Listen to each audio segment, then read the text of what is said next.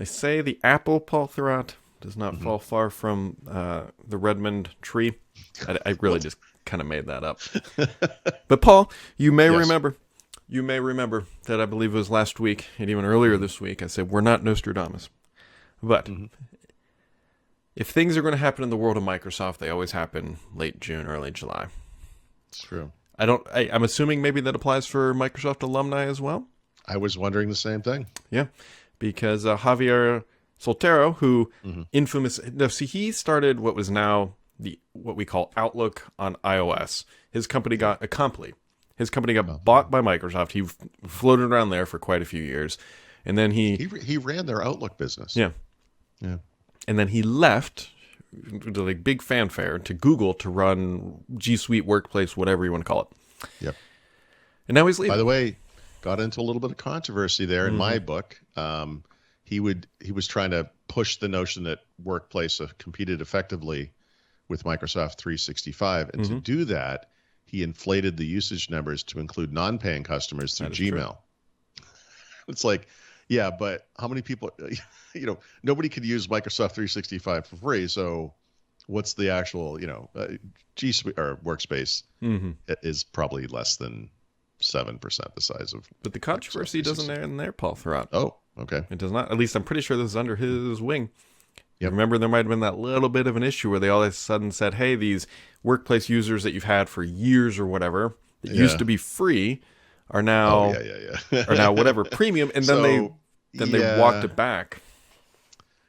um, I actually take Google's side on that particular thing, and I'm not sure what the numbers are there, but it is weird to me to think that businesses of any size thought they were going to skate along with a free Yep. account for the rest of the history or whatever. But anyway, yeah, that's true. He also ran their communications products, which has to include such things as Hangout and chat and all Oh that yeah, that's. nonsense. And we all know that's been a revolving door of silliness.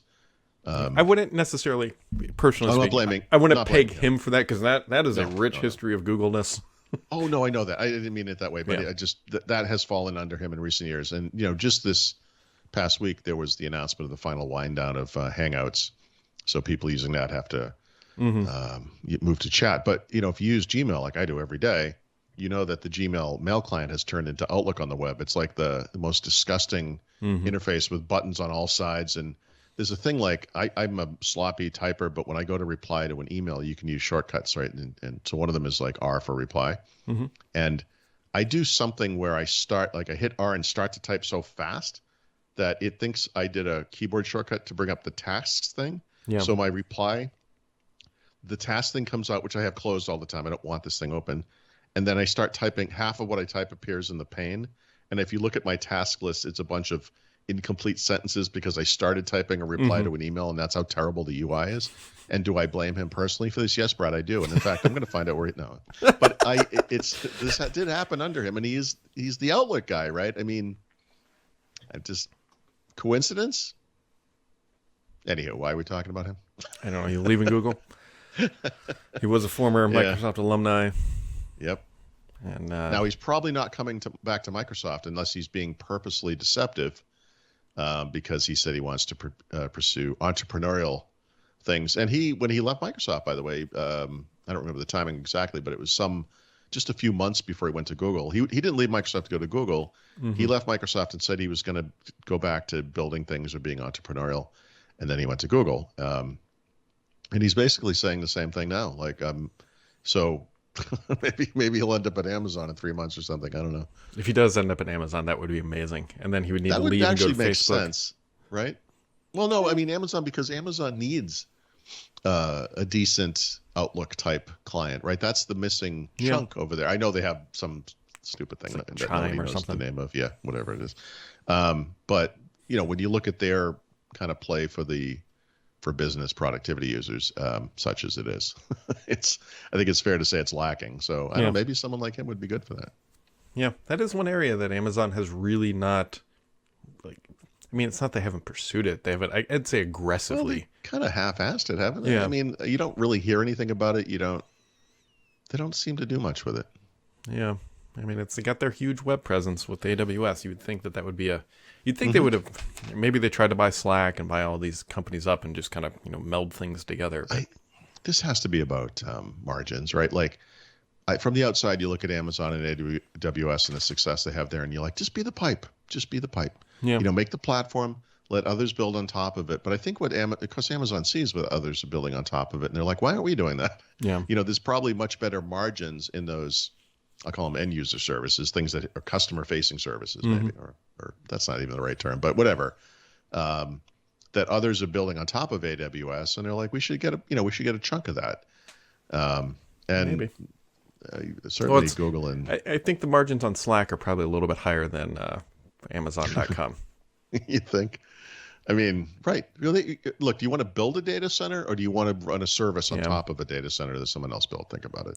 Well, there is a comparable there too, which we've seen. It's not perfect though. Like the Verizons and AT&Ts of the world saw all this content streaming across their network. Said, we need to get into content streaming, and now they cannot get out of it fast enough. Well, they did. Yeah, they did the wrong thing. I think at some point you have to be true to what you are, And in the case of those internet providers, that's what you are. Nobody wants your stupid apps. Nobody wants your services. Nobody wants games from you. Nobody cares about content. Just deliver the internet. Are you telling me that Verizon's Go90 effort to bring streaming video to their service wasn't? Microsoft, this is a million years ago, probably late 90s even. Yeah, late 90s. They had all these content things. That's when they did the deal with they did MSNBC with NBC.